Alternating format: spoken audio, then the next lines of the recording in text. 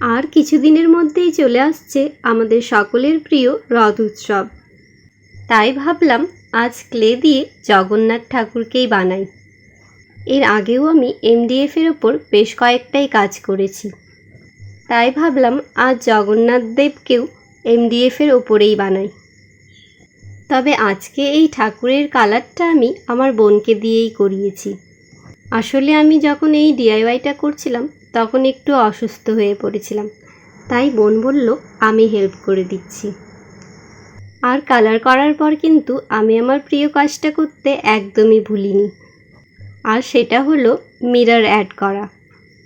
আর দেখো, mirror add করতে না করতেই কিন্তু যে কোনো ডিআইওয়াই আরও বেশি সুন্দর হয়ে ওঠে। তো তোমাদের এই ডিআইওয়াইটা কেমন লাগলো কমেন্টে কিন্তু অবশ্যই জানিও। দেখা হবে তোমাদের সাথে নেক্সট ভিডিওতে। তোমরা সবাই খুব ভালো থেকো।